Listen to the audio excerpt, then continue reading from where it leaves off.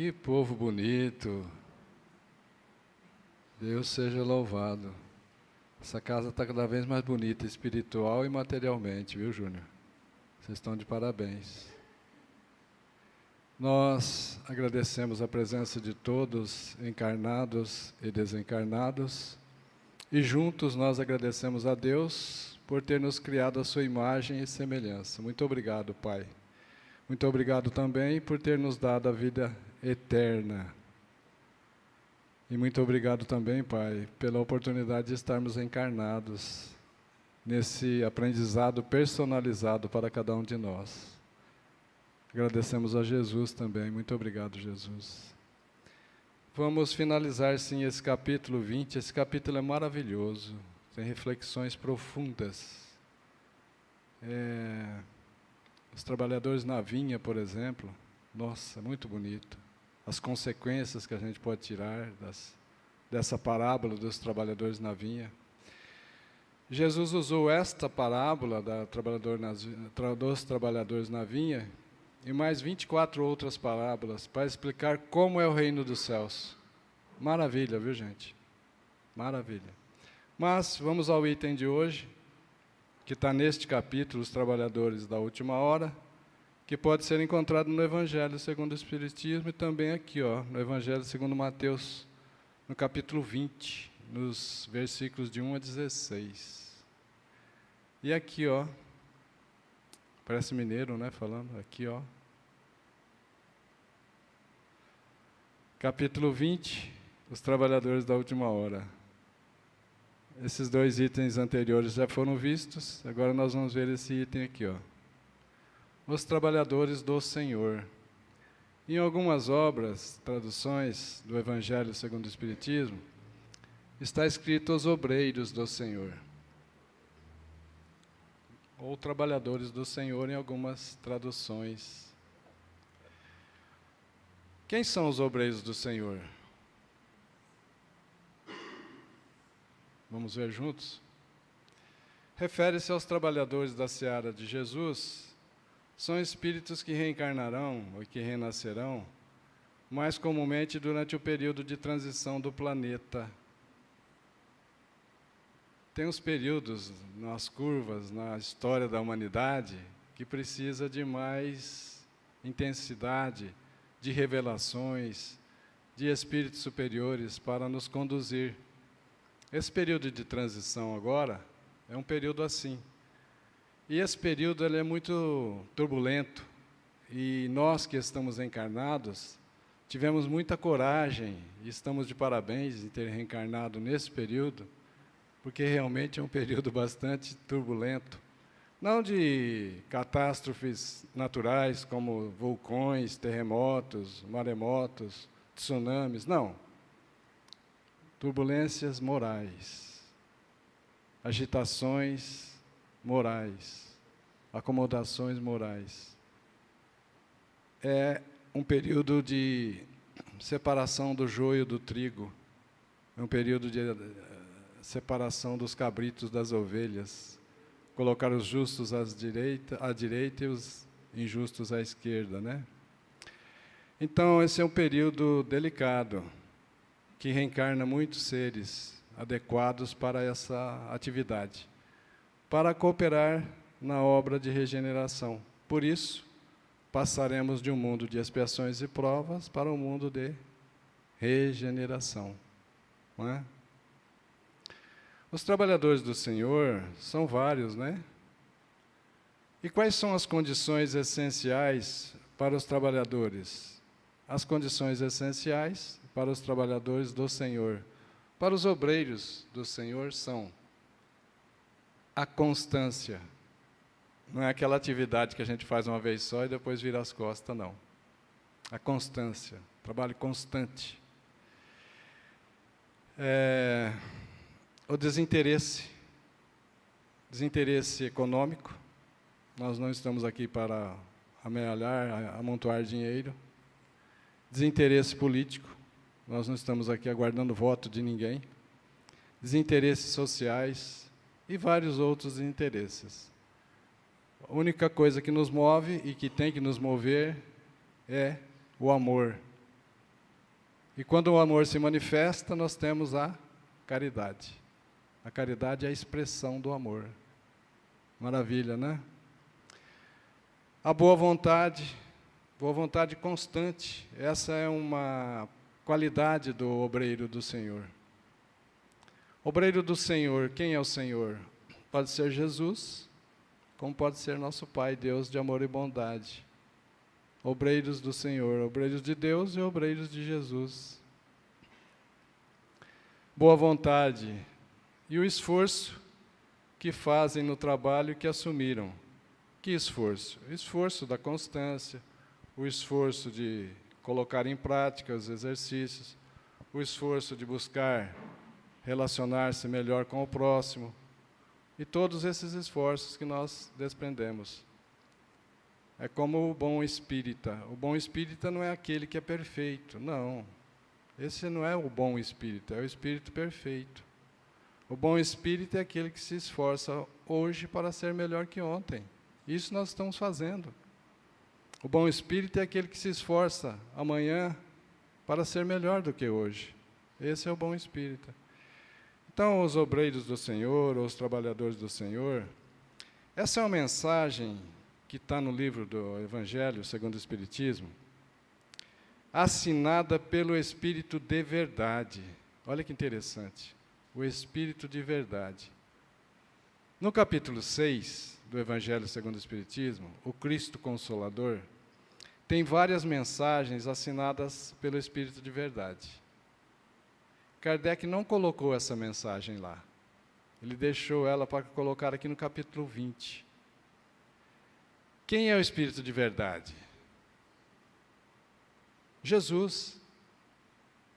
O Evangelho segundo o Espiritismo foi presidido, planejado, orquestrado por Jesus de Nazaré. Jesus nos acompanha até hoje. Nós temos que tirar o Jesus da cruz. Ele voltou no terceiro dia para provar a imortalidade da alma. Se ele não tivesse voltado no terceiro dia, como ele prometeu, não teríamos cristianismo. Ninguém estava mais falando sobre isso.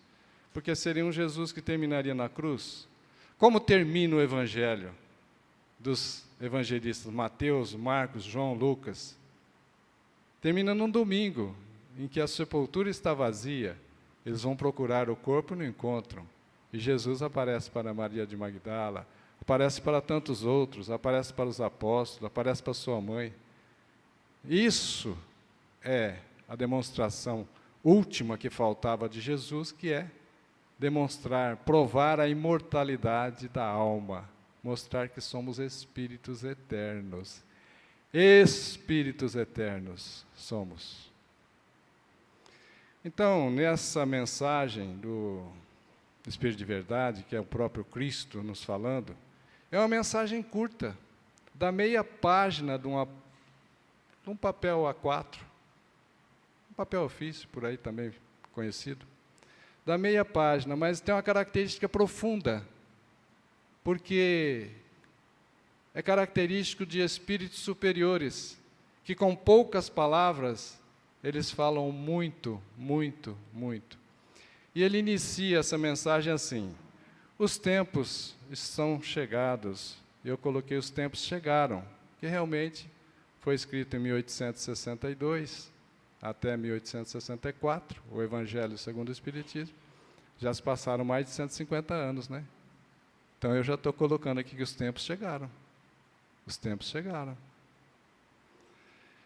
E felizes aqueles que trabalham na obra de amor de Deus. Qual é a obra de amor de Deus? É a obra da nossa conscientização de que somos filhos de Deus, conscientização de que somos espíritos. Essa é a obra de Deus nos corações humanos, nas consciências nossas. Por isso, Jesus usou 25 parábolas, para explicar o reino de Deus. O reino de Deus é obra de Deus no coração, na consciência nossa. Quando nós fazemos o bem, estamos fazendo o bem para nós mesmos. Quando nós estudamos para falar, para explicar para alguém, nós estamos iluminando a nós mesmos. Estamos fazendo a obra de Deus em nós.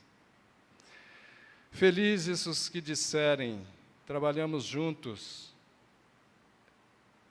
e unamos nossos esforços. Porque tem pessoas que têm características de trabalhar juntos, mas tem pessoas que não conseguem trabalhar juntos. São orgulhosas, são egoístas, percebem? Então, nessa mensagem curtinha do Espírito de Verdade, ele inicia dizendo, felizes os que disserem, trabalhemos juntos, como nós fazemos, como é feito aqui no Centro Espírita Fé e Caridade, o esforço de todos vocês. Aquele que tem habilidade para fazer oração, vem fazer oração. Aquele que tem habilidade para dar o passe, vai dar o passe. Vamos aproveitar as qualidades, os potenciais de cada um, mas vamos trabalhar juntos. Veja que ele está dizendo, trabalhemos juntos, não é cada um para o seu lado e cada um para si, não. Vamos unir os nossos esforços, aí nós somos fortes. E unamos os nossos esforços, a fim de que o Senhor encontre a obra terminada quando chegar. Que obra terminada? A obra de iluminação das nossas consciências, a obra de melhorias espirituais de cada um de nós, a obra de evolução de cada um de nós. Mas não podemos confundir, porque encontre a obra terminada e não a obra desmantelada, uma obra que, por esforço do mal, terminou, acabou, não tem mais continuidade. É o esforço de terminar a obra, de concluir a obra de amor de Deus. Isso é o que ele nos pede nessa mensagem. Para que ele encontre a obra terminada quando chegar. Quando chegar? Quando chegar, é cada um de nós atingir esse nível de evolução, que estamos caminhando para conquistá-lo. Isso é importante. Então ele consegue tocar os nossos corações dizendo isso. E ele diz assim, venham a mim, venham, vejam. Isso é característico, essa frase, de Jesus. Venham a mim, como está lá no Cristo Consolador. Venham a mim todos vós que estáis cansados e sobrecarregados, que eu vos aliviarei. Não é isso? Tomai sobre vós o meu jugo e aprendei de mim, que sou brando e humilde de coração, e encontrareis descanso para as vossas almas. Então, em vários pontos da Bíblia, do Novo Testamento, nós vamos encontrar essa frase, venham a mim. Todos vós, ele não fala, venham os Espíritos só a mim, não. Venham a mim todos vós, de todas as religiões, de todas as filosofias, de todas as ciências, de todas as raças. Calastes vossos milindres e discórdias, para não prejudicar a obra de Deus. O que é isso?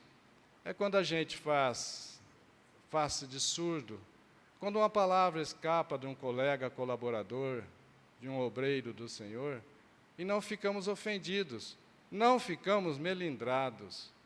Melindrado é aquele que se ofende fácil e vira as costas para a casa de oração.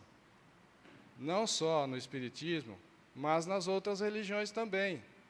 Ele não consegue conviver em conjunto, ele não está preparado, ele não conseguiu se organizar para trabalhar em equipe. Isso já é observado pelas empresas, hoje não, há muitos anos, a capacidade de trabalhar em equipe. Trabalhar em equipe é caminhar para o sucesso nas empresas. Se é sucesso para o mundo material, é muito mais sucesso para o mundo espiritual, trabalhar em equipe. É o dia que eu não estou bem, eu vou lá e peço um passe a um de vocês, e vice-versa, vamos trabalhar juntos. É isso. Então, para não prejudicar a obra, nós muitas vezes nos fazemos de surdo. Usamos da resignação para não atrapalhar a obra de conscientização do ser humano, da obra de amor de Deus. Sabe? Isso nós temos que nos esforçar. Em qualquer casa de oração, de outras religiões também, para que não termine aquele trabalho maravilhoso, para que ele não se acabe sem conclusão.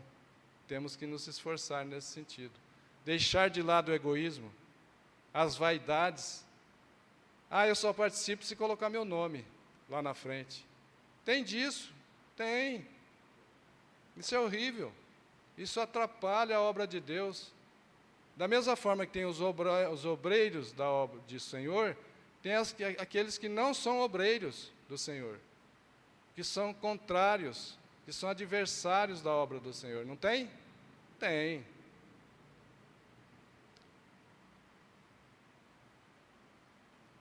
Obreiros do Senhor, ou trabalhadores do Senhor, auxiliemos na casa de oração, no local de trabalho. Os obreiros do Senhor não estão só nas religiões, os obreiros do Senhor estão também na filosofia, na ciência, nas profissões. Obreiros do Senhor, um advogado que trabalha honestamente, obreiros do Senhor, um médico que trabalha com fé, com sinceridade, com amor ao próximo. E todas as profissões é possível encontrar obreiros do Senhor, não só no meio religioso, não só no espiritismo. Percebe?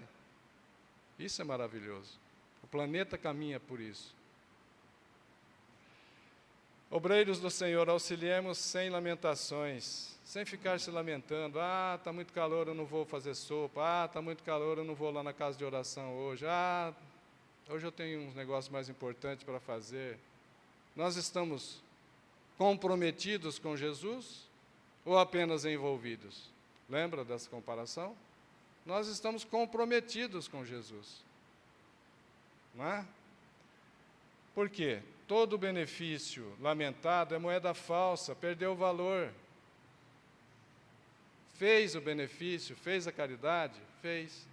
Mas fez com má vontade. Não acrescentou, não cresceu. Não houve melhora interior. Não houve melhoria dos sentimentos. Não foi aquele exercício interior. E reclama para os outros, aí é moeda falsa mesmo. Auxiliemos, sem exibições. Jesus não disse fazer o bem sem exibição, sem ostentação, que a vossa mão esquerda não saiba o que faz a mão direita. Ou seja, nem as doações que a mão direita faz, é para ficar em segredo, nem a mão esquerda precisa saber. Por quê? Que quando a gente faz um benefício a alguém, não deve ser divulgado? Primeiro, porque ofende o beneficiado, humilha o beneficiado. Segundo, porque excita o orgulho do beneficiador. E orgulho é defeito, grave. Então, aquele que procura glorificação, que se orgulha, que se exalta pelo bem que faz, já pagou a si mesmo. Já pagou a si mesmo. Ele queria ser visto e foi visto. Ele queria aparecer e apareceu. Deus não lhe deve mais nada. Na verdade, Deus ainda pode chamá-lo a atenção, corrigi-lo. Percebem? Trabalhadores do Senhor, obreiros do Senhor, têm que tomar esse cuidado. Auxiliemos sem milindres. Falamos um pouquinho agora mesmo sobre o milindre. O milindrado que se afasta da caridade, e tem disso, né, gente? Tem pessoas que ficam ofendidas, ficam melindradas, e deixa de fazer a sopa. Sendo que aqueles que são beneficiados pela sopa serão prejudicados. Então ele erra o alvo. Ele está deixando de ajudar os colegas daquela religião, fazendo uma sopa, por exemplo. Ele está errando o alvo, porque ele está prejudicando as pessoas que vêm buscar a sopa, as pessoas que vão se beneficiar da sopa. O melindrado que se afasta da caridade, ainda não se aproximou dela, da caridade, por amor a Jesus. Essa frase está no Evangelho segundo o Espiritismo, capítulo 13. Esses são os obreiros do Senhor. De vez em quando eu falo mais alto, que é para acordar, tá? Né? Porque nós podemos concordar, discordar e acordar. Então, de vez em quando tem que falar assim, que é para dar aquele choque, aquela acordada. Mas, essa ainda continua a mensagem. Mas, infelizes daqueles que, por suas divergências vaidosas, ou egoístas, ou melindrosas, atrasarem a obra divina. Atrasam a obra divina, atrasam a conscientização das outras pessoas e atrasa a conscientização de si mesmo. Atrasa aquelas pessoas que o escutam, que o acompanham, na busca do amor. E atrasa a si mesmo, na compreensão e na prática da lei de amor, que é a lei de Deus.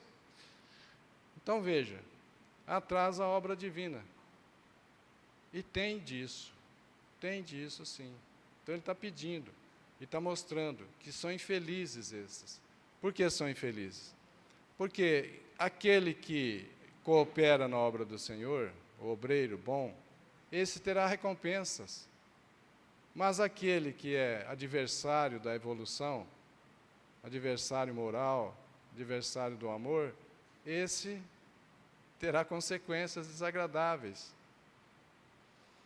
Então veja, a tempestade virá e serão levados no turbilhão essas pessoas que são infelizes porque atrapalham a obra divina.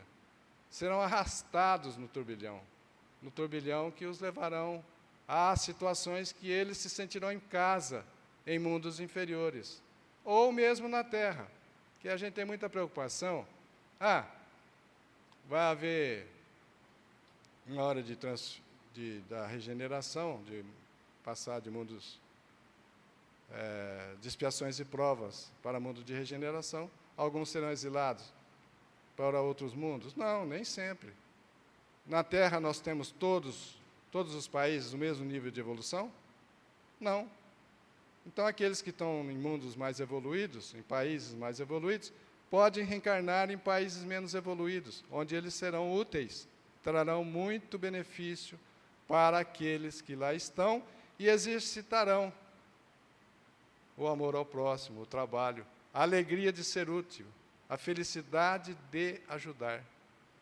Experimentemos essa felicidade, viu, gente, de ajudar ao próximo. É uma alegria. E clamarão esses que serão levados por essa tempestade. Clamarão, dirão, graças, Senhor. Ou seja, está pedindo misericórdia, Senhor. Tenha piedade de mim. E ele, o Senhor, lhes dirá, por que pedes graças? Por que pedes graças? Vós que não tivesses piedade de vossos irmãos. Ora, ele está pedindo piedade agora. Senhor, tenha piedade de mim. Mas ele não teve piedade dos outros irmãos. E não é assim a oração? A própria oração do Pai Nosso? Não é assim? Pai, perdoa-me, da mesma forma como eu perdoo aqueles que nos ofenderam. Não é isso? Também. Por que pedes graças? Vós que procurastes na terra vossa recompensa nos gozos, nos prazeres terrenos e na satisfação de vosso orgulho. Por que agora pedes graças? Já tivestes a recompensa do mundo. Queria ser visto, foi visto. Queria ser exaltado e foi exaltado. Vós que recusastes estender a mão ao fraco, e o esmagastes ao invés de socorrê-lo, já recebestes a recompensa na terra, satisfazendo vosso orgulho e vosso egoísmo. Satisfazendo o orgulho porque foram vistos fazendo o bem, fazendo o que queriam, né? E satisfazendo o seu egoísmo no sentido de que fazem aquilo que querem, só para si. Porque querer o bem é natural do ser humano. Todos queremos o bem. O problema é quando a gente quer o bem só para nós, em detrimento, em prejuízo do próximo. Aí é problema. Mas querer o bem, querer ter conforto nas coisas, querer ter fartura, querer ter paz, mas para todos, não só para mim. Aí, se para mim só é egoísmo.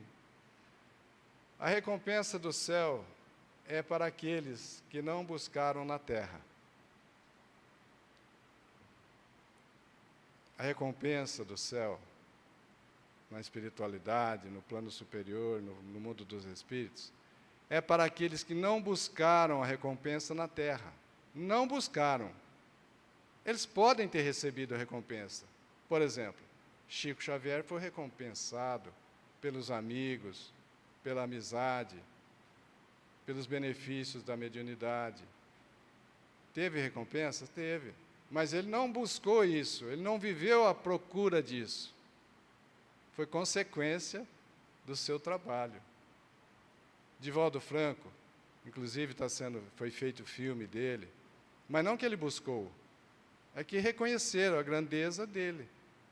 Então, a recompensa do céu é para aqueles que não buscaram na terra. Divaldo não buscou e nem Chico Xavier.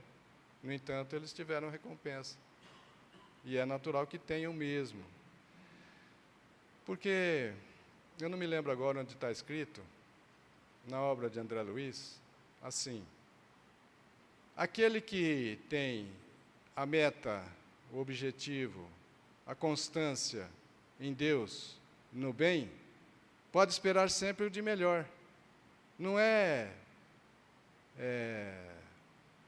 promessa de amigo, é lei. É lei. Então, para os obreiros do Senhor, para aqueles que se esforçam no bem, é lei que eles também serão beneficiados, serão recompensados. É isso. Deus faz, nesse momento, a enumeração de seus servidores fiéis. É como Deus indica aqueles que são os seus servidores fiéis. Mas, muito mais que isso, não precisa, né? O próprio fluido universal registra tudo, tudo.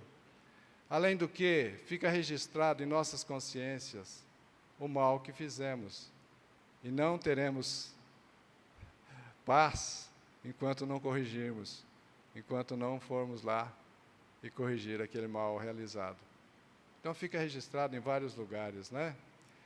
E Deus marcou a dedo aqueles que do devotamento só tem aparência. Aquele que aparenta ser bonzinho, mas não é. É um hipócrita. Ele fala uma coisa, mas faz outra. Deus marcou ele. A fim de que não se apoderem do salário dos servidores corajosos. A fim de que ele não se apodere do benefício daquele que é um obreiro de Jesus. A fim de que ele não se apodere dos benefícios daquele que é um obreiro de Deus, que realizou o bem. Mas isso também é natural, porque quando a gente realiza o bem, é uma paz interior, é uma satisfação, é uma alegria servir ao próximo. Isso ninguém tira de nós. O amor que conquistamos é um benefício que ninguém tira de nós. Se tem uma coisa que é nossa, é o amor. O amor é nosso. E cada um de nós expressa seu amor através da manifestação, da caridade. Então, às vezes, a pessoa tem muito amor, mas você não sabe, até que você vê a expressão dela, a manifestação desse amor através da caridade. Não só caridade material, doação de coisas, mas a caridade também moral. Doação de si mesmo, na tolerância, na misericórdia, no perdão, na benevolência, na indulgência, não ser exigente com os defeitos, com os erros e com os vícios dos outros. Percebem? Também é uma forma de caridade. Olha aí, ó, vários desses obreiros do Senhor.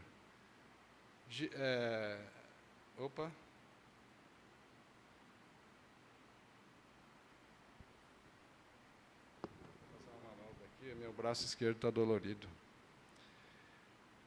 Cura d'Armes, tem mensagem dele no Evangelho segundo o Espiritismo. Irmã Rosália, Francisco de Assis, Jesus, Irmã Dulce, Santo Agostinho, Eurípides Barçanufo, Bezerra de Menezes, Madre Teresa de Calcutá, Carba Schutel, Maria, Mãe de Jesus e São Vicente de Paulo. São obreiros do Senhor, mas esse é um nível mais alto de obreiros. Nós também poderemos ser obreiros do Senhor, não é?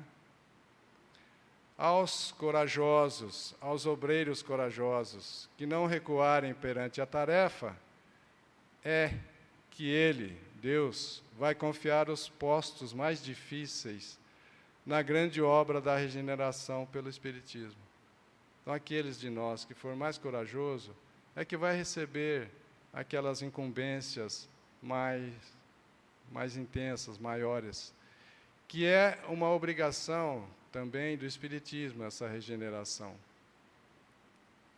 Claro que as outras religiões vão participar, mas o Espiritismo com mais intensidade, porque o Espírito está na sequência da evolução. Nós somos espíritos, nós vamos para o plano espiritual. E a religião que mais trata disso com abundância e com intensidade e com clareza é o Espiritismo. Grande obra, né, da regeneração. Estas palavras se cumprirão. Os últimos serão os primeiros. E os primeiros serão os últimos, desculpa. Os primeiros serão os últimos. E os últimos serão os primeiros no reino dos céus. Vamos explicar isso? Às vezes a gente ouve brincadeira aí fora, né? Até no meio espírita também, né? Numa fila, assim, para pegar a refeição. Às vezes a gente escuta a pessoa falar, mas nós somos os últimos, mas seremos os primeiros. O significado disso é assim, no caso, os primeiros serão os últimos. Os primeiros, aqueles que se autoproclamam como primeiros. Aqueles que se autoelegem como primeiros, que são exploradores, que são enganadores, que são orgulhosos, que são egoístas, que pisam na cabeça dos outros para galgar degraus mais altos, esses serão os últimos no reino de Deus. E só entrarão lá quando mudarem. Bem-aventurados os humildes, os pobres de espírito, ou humildes, porque é deles o reino dos céus. É dos humildes. E aí Jesus compara a criança, lembra? Se não fizerdes como uma criança humilde, não entrarás no reino de Deus. Claro. Nem ele se sentiria bem também. Nem ele se sentiria bem. Então, nesse caso, os primeiros serão os últimos a entrar no reino de Deus e só entrarão quando mudarem. E os últimos serão os primeiros. Os últimos, não tem aqueles na terra que a gente julga e às vezes até passa por eles achando que eles são os últimos. Não sei se vocês conhecem a história do Jorge, que ia no Chico Xavier. Ele era visto como os últimos. Mas era humilde, era caridoso, era amoroso. Então, os últimos, esses que muitas vezes estão no anonimato, muitas vezes são invisíveis para a sociedade, são classificados como os últimos. Mas são humildes, são amorosos, são caridosos. Eles serão os primeiros no reino de Deus. Percebem? Essa comparação? Então, o que devemos fazer? Nós estamos estudando os obreiros do Senhor. Nós queremos também ser obreiros do Senhor. O que devemos fazer? Tomarmos Jesus como modelo e guia. Jesus é modelo, o mais alto modelo que a humanidade pode conceber. Está na questão 625 do Livro dos Espíritos. Que modelo Deus ofereceu para a humanidade? Ofereceu, não quer dizer que a humanidade já aceitou, não é? Muitos não aceitaram ainda Jesus. Então Deus ofereceu o modelo para nós, que é Jesus. Modelo de caridade, de amor, de bondade, de confiança em Deus. Esse é nosso modelo. E não é heresia dizer que nós temos que imitá-lo. Nós chegaremos um dia a ser como Jesus. Ele mesmo disse isso. Vós podereis fazer tudo o que eu faço e muito mais. Vós sois deuses. Nós temos que nos conscientizar disso. Mas o caminho para chegar lá, no modelo, é um caminho da humildade. É um caminho da confiança em Deus. É um caminho da caridade, do altruísmo. É um caminho do amor. O contrário desses itens, desses sentimentos, não leva ao modelo. Se ele é nosso modelo, nós temos que ser modelados por ele. A argila somos nós, ele é o modelador. E por que guia? Porque guia é aquele que conhece, que já está lá, que já foi lá, que pode levar turistas, por exemplo. Imagina um guia que não conheça o assunto. Para onde vamos hoje, guia? Ah, não sei, eu também não conheço bem o lugar. Nós vamos sair por aí procurando alguma coisa bonita. Isso não é guia. O guia tem que conhecer. Guia turístico é aquele que já chega e fala, hoje de manhã nós vamos em tal lugar, ver isso e aquilo, almoçaremos em tal ponto, que lá vamos nos deliciar com isso e com aquilo. Esse é o guia. Então Jesus é guia por quê? Porque há 4,5 bilhões de anos ele já cuida do planeta Terra. Olha que maravilha. Tomarmos Jesus como modelo e guia para nossas ações. Não só a ação dentro da casa de oração, mas a nossa ação aí fora. No local de trabalho, nos nossos lares. Bacana. Tomarmos Jesus como modelo e guia para nossas palavras. As nossas palavras têm que ser policiadas também. Nós já policiamos as ações. Ninguém sai aí chutando os outros, nem chutando o cachorro. Nós também já estamos policiando as palavras. As palavras nossas já são palavras escolhidas. Tomarmos Jesus como modelo e guia para os nossos pensamentos. Isso é importante. Mais difícil é. E tomarmos Jesus como modelo e guia para os nossos sentimentos. Os sentimentos nobres, como a confiança em Deus, a humildade, a caridade e o amor. Temos que ter o amor imitando, buscando o modelo que é Jesus.